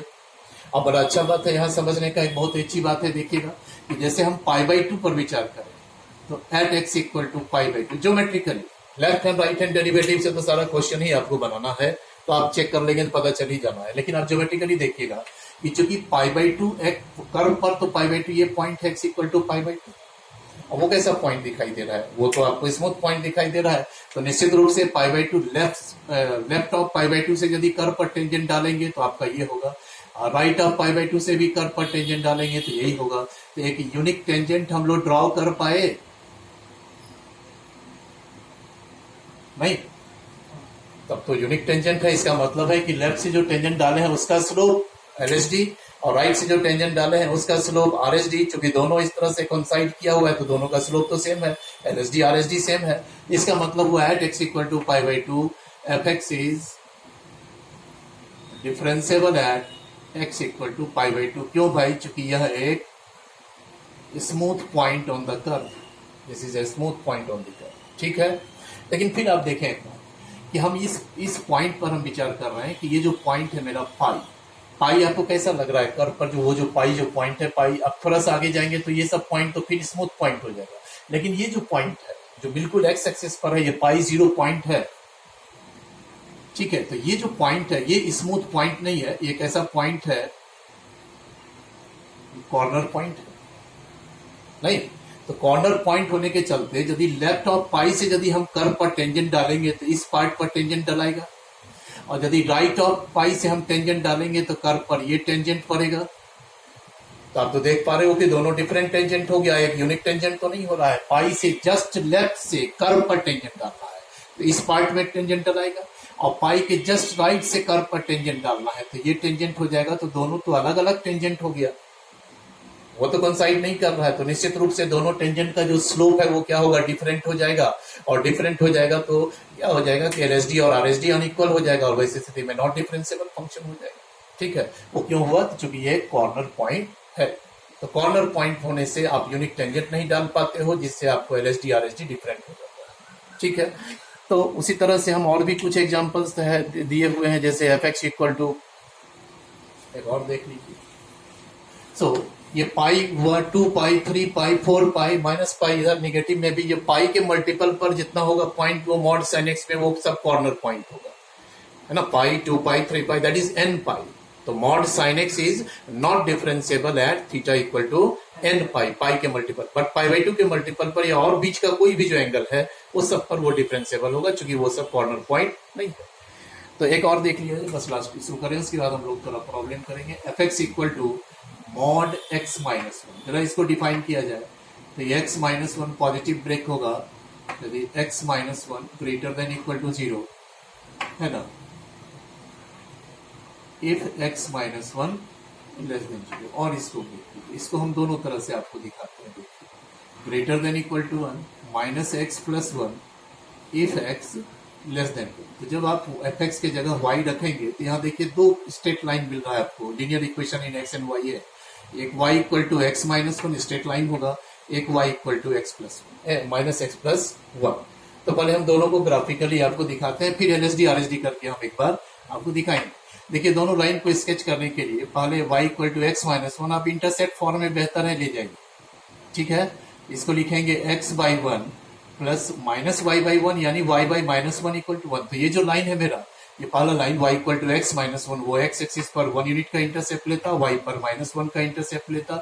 सो लाइन की स्थिति कमोबेश ऐसी होगी, ठीक है। लेकिन आपको कहता ये है, ये जो पॉइंट है मेरा ये 1 0 है, ठीक है। तो इस लाइन का कितना पोर्शन लेना है? तो for which x greater than equal to 1, तो ग्रेटर देन इक्वल टू 1 तो इधर है ना, तो इतने पोर्शन को रखना है और इसको क्या करना है? हमको हटा देना। ये हमारा पार्ट नहीं है, डॉटेड, ठीक है। जो सिर्फ ग्रेटर देन इक्वल टू 1 के तरफ जो पोर्शन है लाइन का उसको हमने रख लिया, बाकी डॉटेड डिलीट कर दिया। नेक्स्ट दूसरा लाइन देखिए क्या है, तो y equal to minus x plus one, तो x plus y equal to 1, तो इंटरसेप्ट फॉर्म होगा x by one plus y by one equal to 1, ठीक है जी। तो देखिएगा, तो ये जो लाइन है वो x पर 1 यूनिट का इंटरसेप्ट और y पर भी, तो पहले लाइन को हमने स्केच कर दिया, दोनों का नाम इक्वेशन दे दें, y इक्वल टू ये x माइनस वन है और ये y equal to minus x plus one, ये दो लाइन है। अब इस लाइन का कितना पोर्शन लेना है? तो for which x is less then 1, तो x लेस देन 1 तो इधर आता, तो इधर वाले पोर्शन को रखना है, इस तरफ वाला पोर्शन को इस बार हमको हटा देना।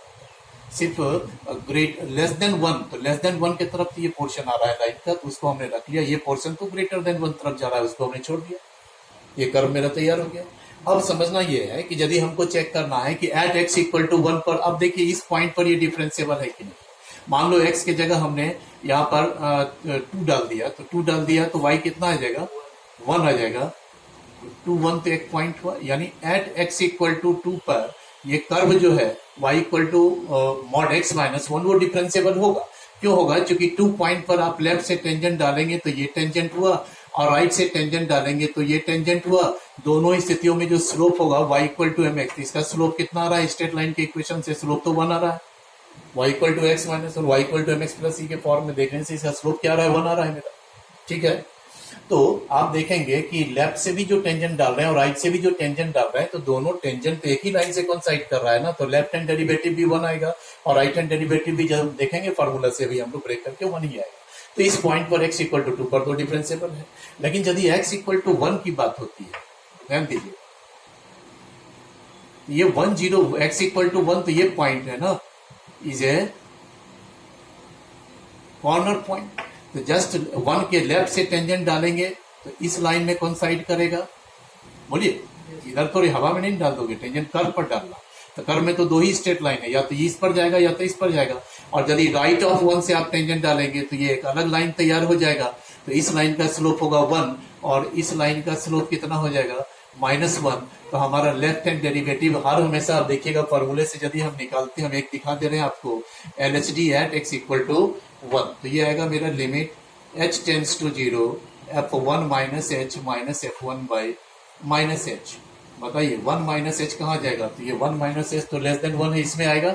बोलो, यहाँ पुट कर दें 1 माइनस h प्लस 1 और f1 कितना आएगा? तो f1 तो 0 देगा। बोलिए, इसे पुट करना होगा 1, ठीक है, और नीचे भी माइनस h। देखिए तो कितना होता है, -1 प्लस 1 कैंसिल हो गया, h बाई h भी कैंसिल, तो ये फाइनली आएगा -1। तो -1 कांस्टेंट नंबर है तो उसका लिमिट भी कितना आएगा? तो 1 ही आएगा। हमने इसको कैंसिल किया, -1 प्लस 1 कैंसिल किए, प्लस h माइनस h और h को भी कैंसिल किया, तो आगे हमारा कितना?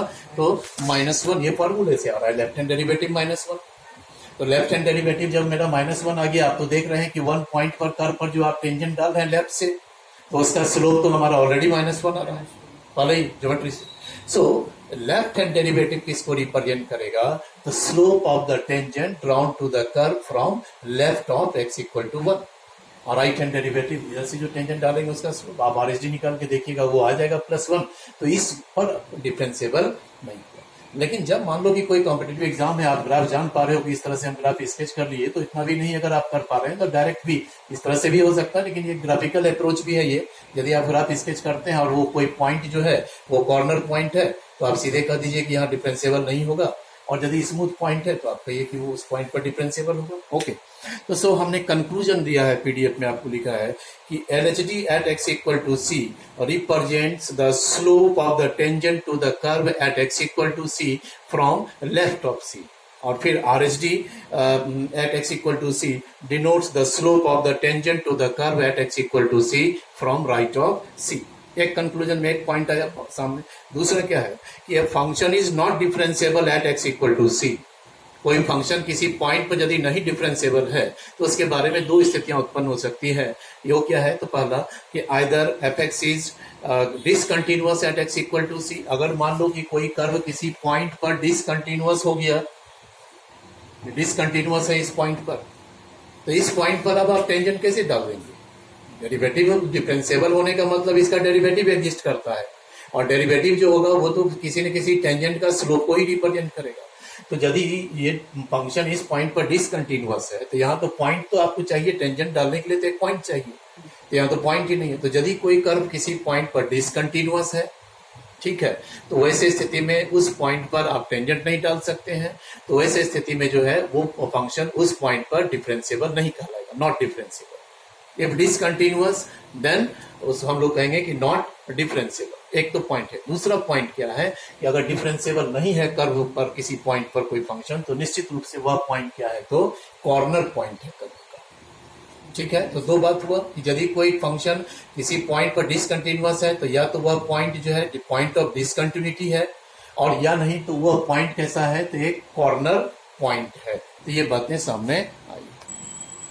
एक थ्योरम है, इस थ्योरम को देखिए कि if a function is differentiable at a point x equal to c, then it is necessarily continuous at x equal to c। कह रहा है कि यदि कोई function x equal to c पर डिफरेंशिएबल है तो वो उस पॉइंट पर निश्चित रूप से कंटिन्यूअस भी होगा, लेकिन इसका कन्वर्स नॉट नेसेसरी ट्रू, यानी इसका जो कन्वर्स है वो कोई जरूरी नहीं है कि सही हो, यानी कि यदि कोई फंक्शन कंटिन्यूअस है तो डिफरेंशिएबल भी होगा, ये कोई जरूरी नहीं है।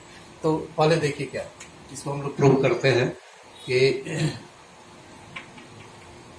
एफ एक्स इज डिफरेंशिएबल, कही रहा है क्वेश्चन थ्योरम में ही, f x is differentiable at x equal to c, therefore limit x tends to C F x minus F C by x minus c exist finitely.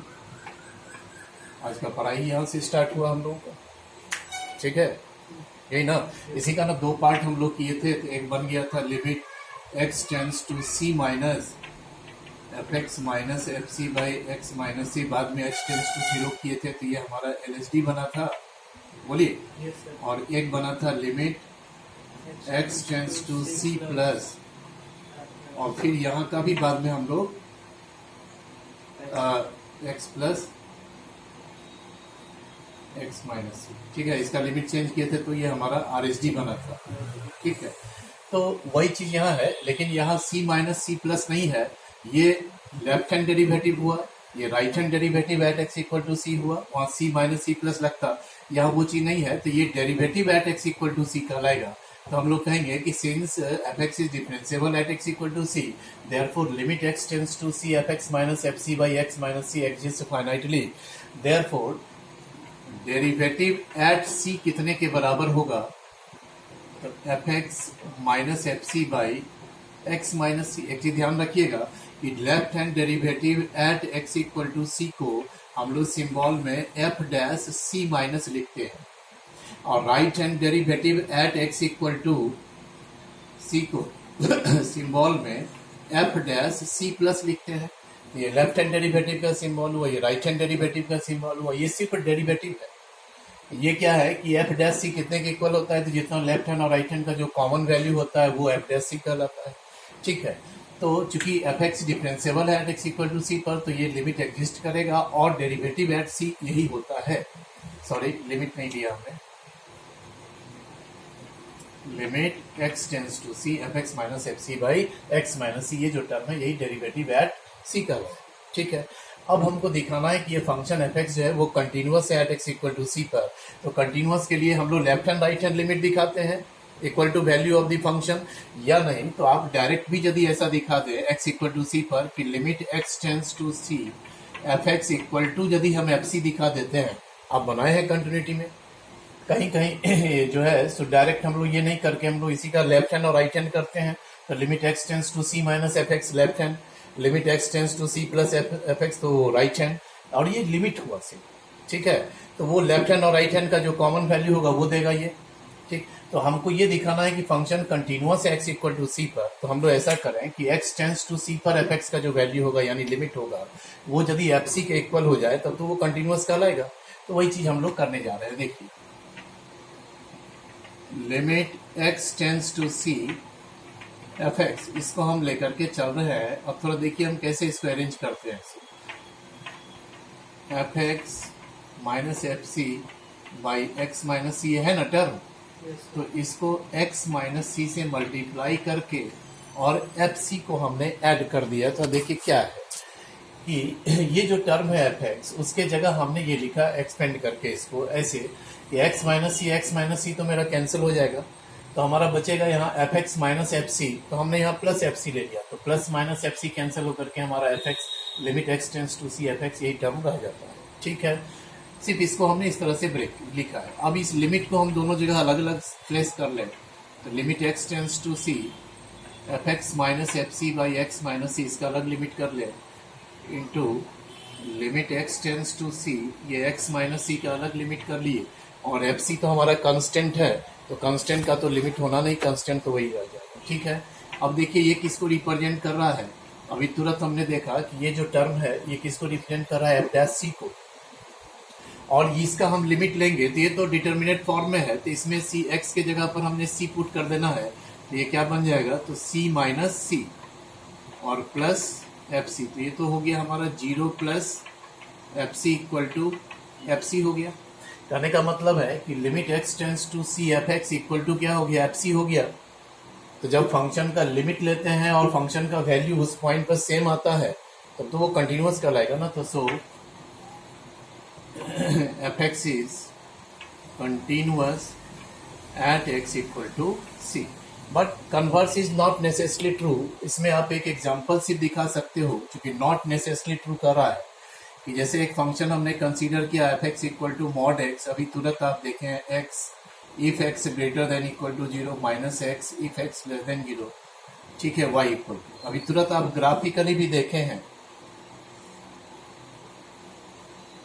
यही तो है हमारा, एक y इक्वल टू एक्स है और एक y इक्वल टू ये है। तो ये बहुत अच्छा एग्जांपल है y equal to mod x. इसमें क्या आप देख पा रहे हो, तो ये जो मॉड एक्स जो है ये एट x इक्वल टू 0 पर आप कंटिन्यूअस देख रहे हैं।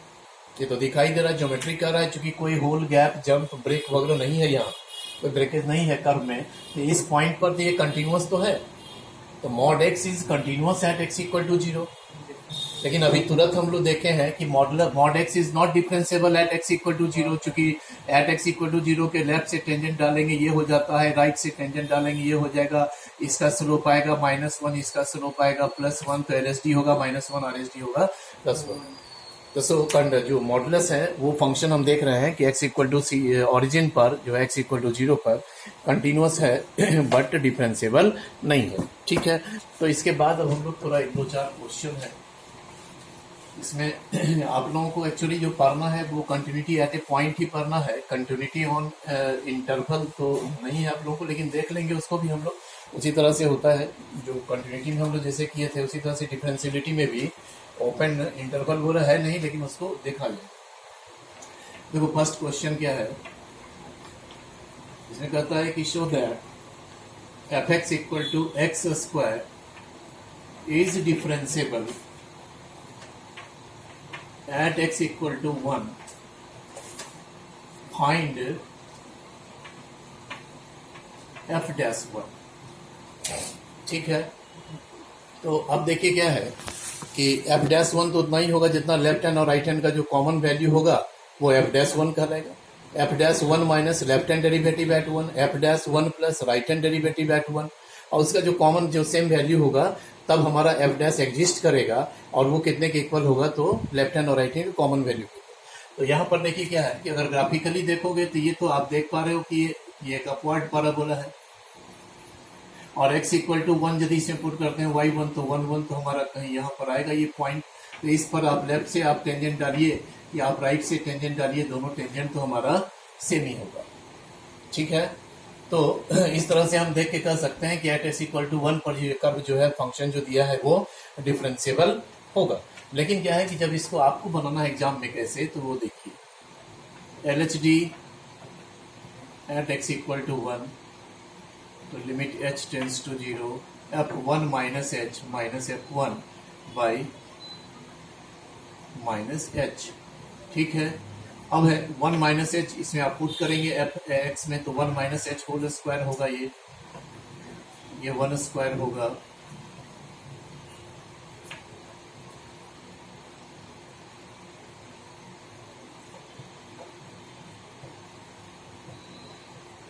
आप माइनस एच को कॉमन कर लें, कैंसिल कर लें, और 2 माइनस एच में एच की जगह 0 पुट कर देंगे तो एच डी कितना आ गया 2 आ गया। ये सब स्टार्टिंग क्वेश्चन है। इसी तरह से आप RSD भी निकालेंगे तो वो भी आप देखेंगे कि 2 ही आता है। तो इसी तरह से फिर जब इसका RSD हम लोग निकालते हैं, RSD at x equal to 1, तो ये हो जाएगा limit h tends to 0 f1 plus h minus f1 by h, फिर वो इसे पुट कीजिएगा तो ये 1 plus h whole square minus 1 square by h, again फिर 1 plus h square plus 2h, फिर माइनस 1 बाई एच, एच को आप कैंसिल कर लेंगे न्यूमरेटर से कॉमन लेकर के, तो आएगा h प्लस 2, फिर आप इसमें h इक्वल टू 0 करें, ये होगा। Therefore LHD at x equal to 1 is equal to RHD at x equal to 1। नहीं, इसको हम लोग कैसे लिखेंगे LHD को, तो f डैश 1 माइनस RHD को कैसे लिखेंगे, एफ डैश 1 प्लस, है ना, बोलिए। और जो डेरिवेटिव आपसे कह रहा है तो लेफ्ट और राइट हैंड डेरिवेटिव तो हमारा इक्वल हो गया। तब यदि हमसे कहेगा कि देयरफॉर डेरिवेटिव एट 1 कितना होगा, तो डेरिवेटिव एट 1 कितना होगा, तो जितना लेफ्ट हैंड और राइट हैंड का कॉमन वैल्यू आया है। यदि इक्वल नहीं आया है तब तो एफ डैश 1 डजंट एग्जिस्ट ही नहीं करेगा, ठीक है। और यदि हमारा दोनों का वैल्यू सेम आया, एफ डैश 1 माइनस और F dash 1 plus left hand right hand equal आया, तो जो कॉमन वैल्यू है वही डेरिवेटिव एट 1 कहलाएगा, एग्जिस्ट कर रहा है और इक्वल होगा कितने के, तो हमारा 2 के इक्वल होगा, ठीक है। तो इसी तरह से है कि जैसे मान लीजिए कि फंक्शन जो है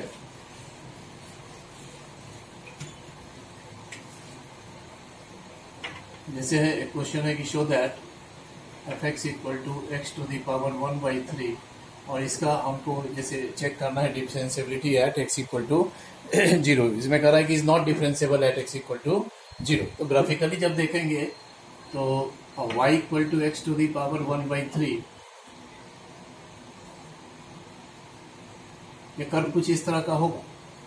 तो आप देखेंगे कि ये जो एट एक्स इक्वल टू 0 जो है, इस पॉइंट पर यदि लेफ्ट से आप टेंजेंट डालना चाहेंगे तो वो टेंजेंट यही लाइन हो जाएगा y एक्सिस, और यदि इस पॉइंट के जस्ट राइट से टेंजेंट डालेंगे कर्व पर, तो आप जहां डालिएगा तो इसी से कंसाइड करना है। टेंजेंट डाल रहे हैं तो एक ही पॉइंट पर टच करेगा, ठीक है। तो अब क्या होगा कि इस ये जो y एक्सिस जो है, तो y एक्सिस का पॉजिटिव डायरेक्शन हो या निगेटिव डायरेक्शन हो, it's slope is not defined, it's slope is not defined. यदि स्लोप नहीं डिफाइंड है तो इसके लेफ्ट से ना आप टेंजेंट डाले हैं, तो इसका मतलब है कि L H D at x equal to 0 doesn't exist ही नहीं करेगा। आप राइट से टेंजेंट डालेंगे तो इसका भी स्लोप, ये भी तो आपका नॉट डिफाइंड ही होगा स्लोप, तो इसका लेफ्ट हैंड और राइट हैंड डेरिवेटिव ही जो है वो एग्जिस्ट ही नहीं करेगा। एग्जिस्ट करेगा तब ना फिर इक्वल होगा, ठीक है। तो इसका लेफ्ट हैंड डेरिवेटिव जो है वो, चूंकि इसका स्लोप आप देख रहे हैं डिफाइन नहीं है, और हम तो जब निकालते हैं देखिए तो L H D at x equal to 0 अगर निकालते हैं तो limit h tends to 0 f 0 minus f 0 by minus h, तो ये क्या हो गया, तो minus h whole to the power 1/3, और ये तो ठीक है।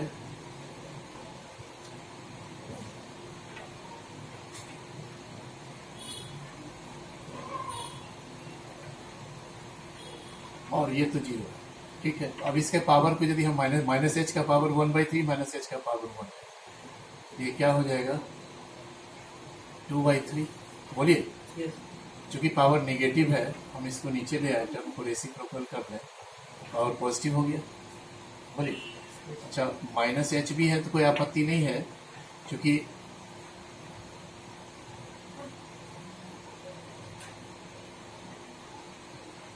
देखिए कि माइनस एच का पावर यदि 2/3 है तो minus h whole square whole to the power 1/3, तो माइनस एच का जब इवन पावर जब रहेगा तो पॉजिटिव हो जाएगा ना, बोलो। तो इसको फिर हम उसी तरह से लिख सकते हैं, h to the power, even power है सीधा सा 2 का मल्टीपल है, तो हम इसको पॉजिटिव ही कर लें।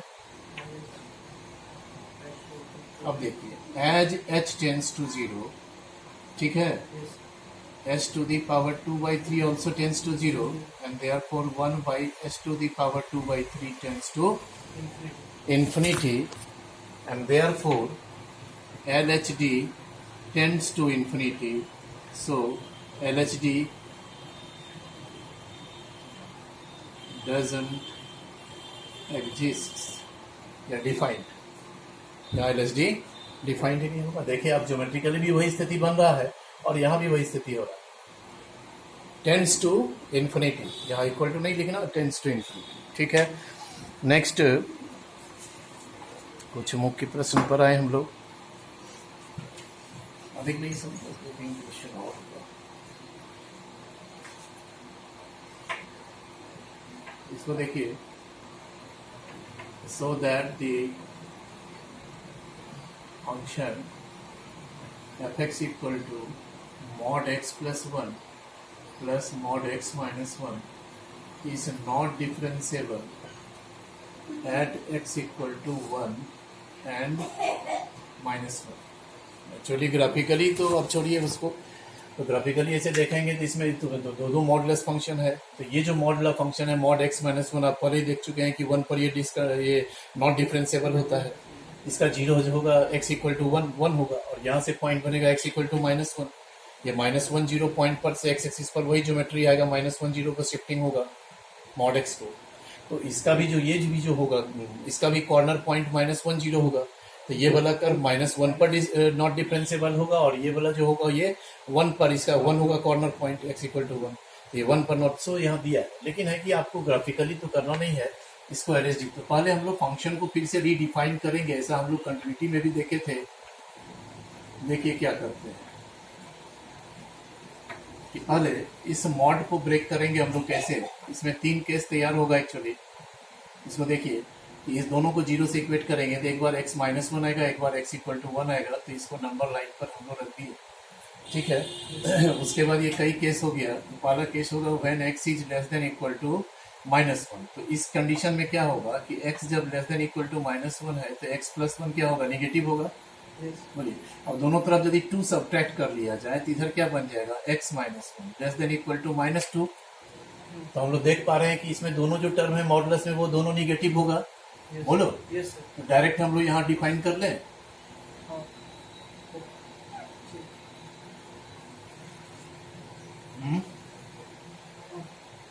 यहाँ लिख देते हैं कंडीशन कि if x less than equal to minus one. तो ये दोनों का दोनों मॉड जो है हमारा किस में ब्रेक हो रहा है, तो निगेटिव में ब्रेक हो रहा है।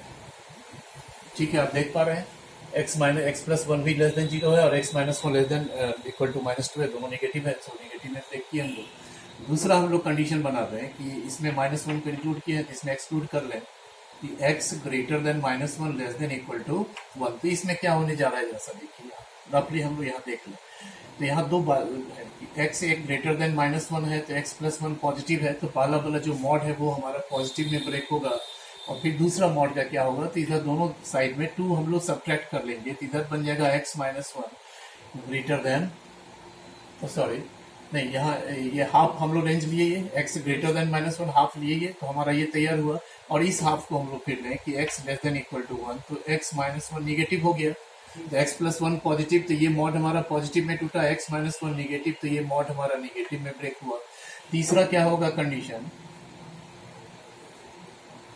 तो x इस साइड में आएंगे हम लोग, इसमें वन को इंक्लूड कर रहे हैं हम लोग कि x जब greater than equal to one. तो जब ऐसा स्थिति होगा तो x माइनस वन तो पॉजिटिव हो गया। बोलिए, अब हम लोग जो है दोनों साइड में टू ऐड कर देंगे, तो इधर बन जाएगा वन, और ये भी टू से बड़ा है तो ये भी पॉजिटिव होगा। यानी x माइनस वन इस रेंज में यदि x है हमारा, तो x माइनस वन भी पॉजिटिव, और इसमें हम टू ऐड कर ले रहे हैं, तो x प्लस वन तैयार हो गया, तो वो भी टू से बड़ा है तो वो भी पॉजिटिव। तो x प्लस वन प्लस, इस तरह से पहले हम लोग फंक्शन को डिफाइन कर लेते हैं। यहाँ क्या बनता है मेरा, minus two x if x less than equal to minus one. यहाँ तो एक्स कैंसिल ही हो गया, तो वन प्लस वन ये टू हो गया। यहाँ कंडीशन क्या है, तो इफ एक्स, अच्छा इसमें क्या था, greater than equal to one, ठीक ना। इसके बाद का स्टेप है ये दोनों को, ये हम लोग बना लिए। इसमें कंडीशन ये लिखिए x greater than minus one less than equal to one, और फिर ये दोनों ऐड होकर के क्या हमको दे दिया, two x plus minus one cancel है, तो यहाँ हो गया ये। इस तरह से ये जो फंक्शन था ये मेरा डिफाइन हो गया। अब जिस पॉइंट पर आपको करना है, जैसे L H D at x equal to one पर हम निकालते हैं करके देखिएगा। तो limit h tends to zero, f one minus f one by minus h. One minus h है, ये लेस देन वन है, तो लेस देन वन में फंक्शन का वैल्यू क्या है, तो टू दिया हुआ है, और एफ वन कितने के इक्वल है, तो एफ वन भी तो मेरा टू ही है। अब क्या करेंगे, अभी एच इक्वल टू जीरो मत पुट कीजिएगा, पहले ये ब्रेक कैंसिल होकर के ये zero by anything is zero, यहाँ हमको एच की जगह अभी नहीं पुट करना, पहले ये तो जीरो तैयार हो गया। जीरो का लिमिट क्या होगा, तो जीरो होगा, जीरो बाद में और लिमिट बाद में, पहले उसको ब्रेक करना। इसी तरह से फिर आर एस डी आप at x equal to one निकालिए, तो limit h tends to zero, f one plus H minus f one by h. देखिए वन प्लस एच क्या होगा, तो ग्रेटर देन वन, तो वो तो टू एक्स है, तो two into one plus H minus f one कितने के इक्वल दिया हुआ है, तो ये भी टू ही है, ठीक ना। देखिए two plus two H minus two by h, तो ये भी 2 कैंसिल हो गया, फिर एच और एच भी कैंसिल हो जाएगा, तो फाइनली मेरे पास 2 बचा। 2 का लिमिट क्या होगा? ठीक है, तो 0 आ गया। तो हम लोग क्या कहेंगे कि therefore L H D at x equal to 1 is not equal to RHD at x equal to 1. So fx is not differentiable at x equal to 1. और ऐसे स्थिति में यदि आपसे कहा जाता कि फाइंड f डैश 1, तो आप f डैश 1 क्या कहिएगा? तो नॉट डिफाइंड, जब दोनों इक्वल ही नहीं है। ठीक है, तो उसी तरह से आप -1 पर भी करके देख लेंगे। ठीक ना? तो थर्ड हो गया। देखिए,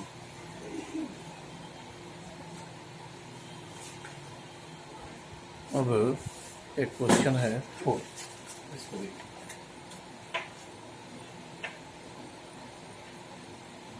So that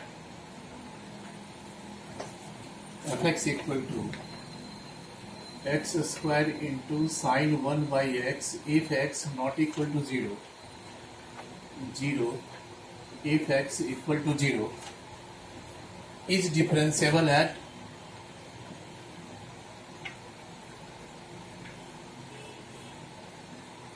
फाइंड, ये तो कही रहा है कि डिफरेंशिएबल है, लेकिन हम लोग शो भी करना है। 5, उसके बाद ये एक क्वेश्चन मात्र और है, देखिए इसमें हम लोग क्या करें। तो एल एच डी, ऐसा ही टर्म आपको कंटिन्यूटी में भी आया था, वहाँ एक्स स्क्वायर नहीं था, x into sine 1 by x, इसका लिमिट ऑसिलेटरी लिमिट आ रहा था, हम दिखा रहे हैं फिर से। L H D at x equal to 0, तो limit h tends to 0 f 0 minus h 0 by minus h. अब 0 minus h less than 0 not equal to 0 इसी में आएगा, तो माइनस एच पुट करेंगे, h square into sine -1 by h minus sign 0 अथी F 0, तो मेरा 0 दिया हुआ है। ठीक है, sine minus theta minus sine theta, पहले हमने इसको निकाल लिया बाहर, तो ये तो हमारा आ गया limit h tends to 0 h into sine 1 by h. याद कीजिए, इसको हम लोग किए थे, क्या किए थे लिमिट में, तो h के जगह 0 पहले रख दिए। हमने बताया था कि यदि h नहीं होता तब तो ये साइन 1 बाई एच, तो इसका लिमिट ही एग्जिस्ट नहीं करता, ये तो एक ऑसिलेटरी लिमिट में वो आ जाता है कि नंबर जो है कोई डेफिनेट फाइनाइट वैल्यू देगा ही नहीं, क्योंकि यहाँ हमारे पास h लगा हुआ है, तो h की जगह जब हम 0 पुट कर देंगे तो यहाँ हम लिखेंगे कि any number oscillating between -1 to 1, whatever be the number multiplied by 0 becomes 0। लेकिन यदि ये h नहीं होता, तब यदि ये सिर्फ ये टर्म आता, तो ये एक डेफिनेट फाइनाइट नंबर नहीं है, नंबर नहीं है, तो वो लिमिट नहीं कहलाएगा। ठीक है, तो एल एच डी हमारा 0 आ गया। इसी तरह से R H D at x equal to 0 निकालेंगे, तो limit h tends to 0 f 0 plus H minus f 0 by h, फिर ये हो जाएगा limit h tends to 0 f 0 plus h, क्या होगा h square into sine 1 by h minus 0 by h, फिर वही टर्म क्रिएट होगा h into sine 1 by h, फिर वही लिखेंगे 0 into any number oscillating between -1 and 1 equal to 0। So LSD at x equal to 0 equal to RSD at x equal to 0. So fx is differentiable at x equal to 0, और तब हमारा कहेंगे कि hence f dash 0 जो होगा वो कितने के इक्वल होगा, तो जितना लेफ्ट हैंड और राइट हैंड का मेरा कॉमन वैल्यू आया है, कितना आया है, 0 आया है, तो डेरिवेटिव एट 0। ये हमारा किसको रिप्रेजेंट कर रहा है बाबू, तो लेफ्ट हैंड या सिर्फ f dash 0 minus left hand derivative eight 0, ये किसको रिप्रेजेंट कर रहा है, तो राइट हैंड डेरिवेटिव एट 0, और ये किसको रिप्रेजेंट कर रहा है, तो डेरिवेटिव एट 0। ठीक है, ये दोनों इक्वल होगा तब एग्जिस्ट करेगा ये एफ डैश 0, और उसका वैल्यू ये होगा। अब एक लास्ट क्वेश्चन है, उसको हम लोग कर लें, ये थोड़ा लंबा भी बन सकता है। देखिए, यही एक क्वेश्चन है जिसमें हमने दाग भी लगाया है कि आपके एग्जाम के लिए भी इम्पोर्टेंट होगा। Find the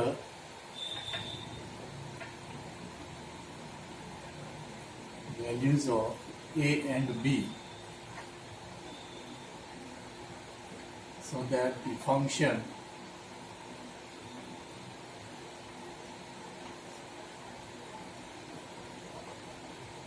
F x equal to x square plus 3x plus a if x less than equal to 1, और फिर है बी एक्स प्लस 2 इफ x greater than 1 is differentiable at each x belongs to R. अब ऐसा है कि इस question को बनाना है हमको, तो सिर्फ समझना ये है, यदि मान लो कि हम डिफरेंशियबिलिटी से यदि हमको सिर्फ एक यहाँ पर एक कांस्टेंट होता तब तो वो निकल भी जाता। यदि एक कांस्टेंट हमको निकालना होता तब आप L S D equal to R S D करते तो ए में एक इक्वेशन मिलता तो ए हमारा निकल जाता। एक यहाँ तो ए एंड बी है, ये सोचना है पहले कॉमनली। तो ये क्वेश्चन क्या है, actually mixed problem of continuity and differentiability है, लेकिन कैसे ये समझिए। तो चूंकि L S D R S D equal करके आपको निकालना है और ए और बी अगर इन्वॉल्व भी होगा तो एक ही इक्वेशन बनेगा ए एंड बी में ना, तो दोनों चीज तो नहीं निकल पाएगा ए और बी का वैल्यू। तो ये निश्चित रूप से एक इक्वेशन और चाहिए ए एंड बी में। इसको ऐसे समझना होगा पहले कि डिफरेंशियबिलिटी का क्वेश्चन हो और उसमें दो कांस्टेंट है ए एंड बी निकालना, तो निश्चित रूप से इसका लिंक कहीं ना कहीं कंटिन्यूटी से है, ये देखना होगा। ठीक है, तो देखिए इसमें समझिए क्या कहना। सिंस वी नो दैट, अभी तुरंत एक हम लोग थ्योरम पढ़े हैं, वी नो दैट कि ए डिफरेंशिएबल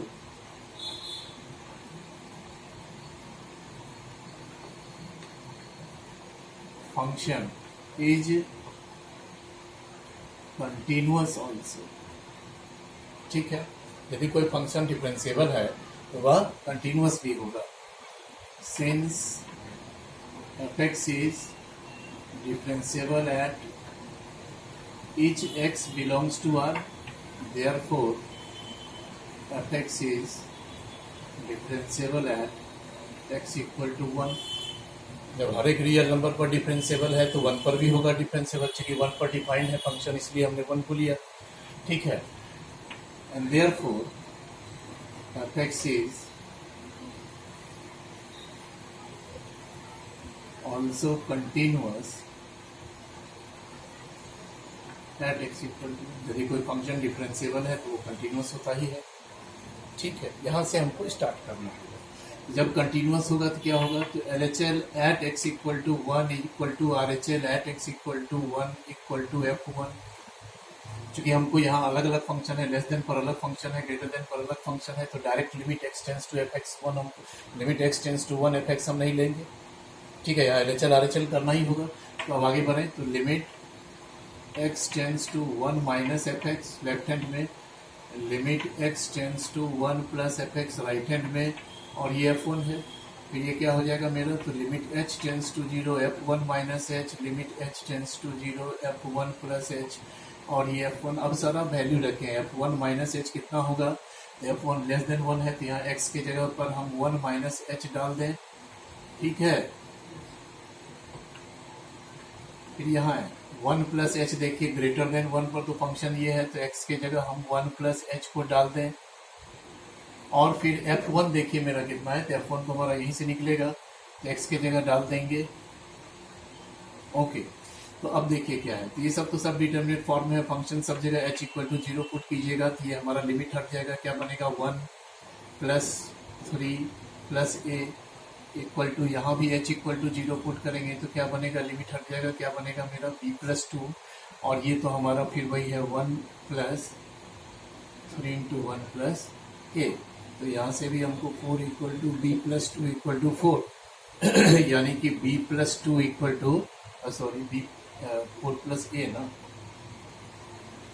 4 प्लस ए नहीं, दोनों साइड से 4 प्लस ए आ रहा है ना, तो implies 4 plus a equal to b plus 2, तो implies b minus a equal to हमारा 2। एक रिलेशन हमने इस्टेब्लिश किया कंटिन्यूटी से, क्योंकि हमने पहले बोला कि डिफरेंशियबिलिटी है तो उसमें L S D equal to R S D कीजिएगा, दो कांस्टेंट निकाल, हाँ एक कांस्टेंट निकालना होता तो वो आ जाता, लेकिन चूंकि दो कांस्टेंट है तो वो तो उससे नहीं आएगा, तो निश्चित रूप से एक इक्वेशन और चाहिए एंड बी में, तो वो हमको कंटिन्यूटी से स्टैब्लिश करना होगा।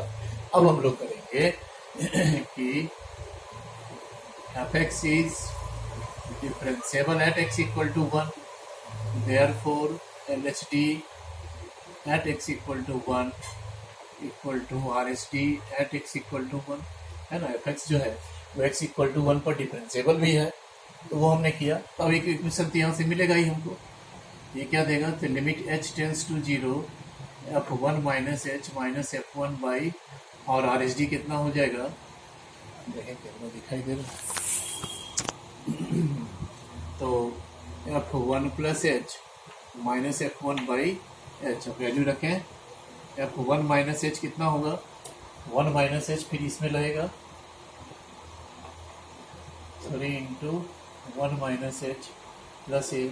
f1 कितना होगा, तो f1 भी इसी से निकलेगा, बोलो 3 इंटू 1 प्लस ए और बाई, ये थोड़ा कैलकुलेशन देखना है, ठीक है।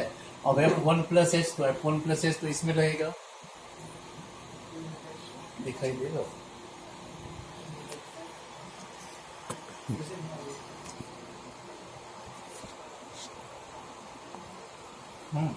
f1 प्लस एच कितना होगा, तो b इंटू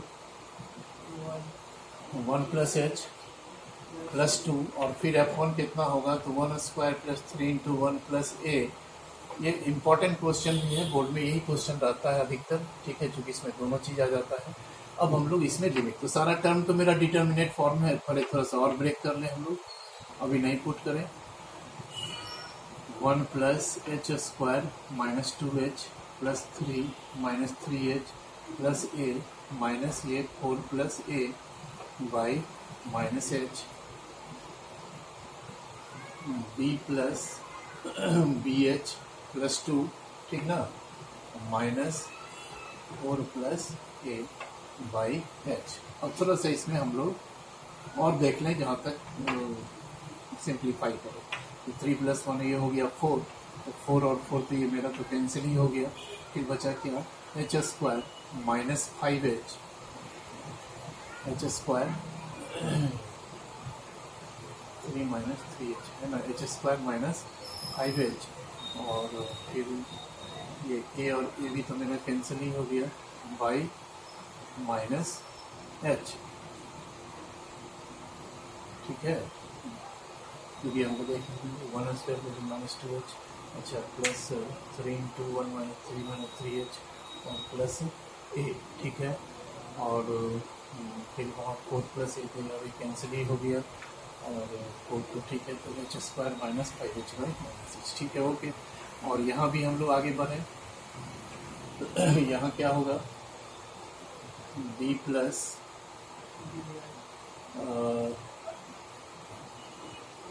ऐसा करते हैं कि इस दोनों को एक साथ ले लेते हैं, ठीक है, ये हो गया b minus a plus b h minus 2 by h. अब देखो होगा क्या, ये लिमिट तो मेरा ऐसे भी आ जा रहा था। ऐसे क्वेश्चन में एक बात और ध्यान रखिएगा कि यदि आप L S D equal to R S D से स्टार्ट करेंगे तो एक जगह जाके फंस जाएगा कि लेफ्ट हैंड और राइट हैंड में से कोई एक ही लिमिट निकलते रहेगा, दूसरा नहीं निकल पाएगा। देखिए कैसे, यहाँ तो ठीक है, आप माइनस एच को कॉमन ले लेंगे तो 5 प्लस एच 5 माइनस एच, ठीक ना, बाई माइनस ये कैंसिल हो गया, तो ये तो हमारा आ गया फॉर्म में।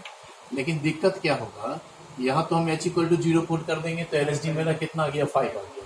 बट ये आर एस डी का हम क्या करें, आर एस डी की जगह पर हम लोग क्या करें, यहाँ हम लोग डायरेक्ट एच, अभी तो ये अभी तो एच आपका न्यूमरेटर में भी है डिनोमिनेटर में भी है, तो अभी हम नहीं पुट कर नहीं सकते, ठीक है। तो हम लोग क्या करेंगे कि यहाँ पर b माइनस ए की जगह पर इक्वेशन 1 से हमको ये h को न्यूमरेटर से फ्री करना होगा, तो b माइनस ए की जगह यदि हम 2 पुट कर देते हैं, ठीक है, हमने यहाँ लिख दिया कि यूजिंग 1, देखिए b minus a equal to 2, तो वो लिखने से क्या होगा कि ये कैंसिल हो गया। अब मेरा जो न्यूमरेटर में h था वो फ्री हुआ, अब कैंसिल करेंगे, एक स्टेप और ले लेते हैं, ये तो मेरा 5 कंस्टेंट आ गया, और यहाँ भी अगले स्टेप में मेरा h और h भी कैंसिल हो जाएगा, तो मेरा b आ जाएगा, तो 5 इक्वल टू बी।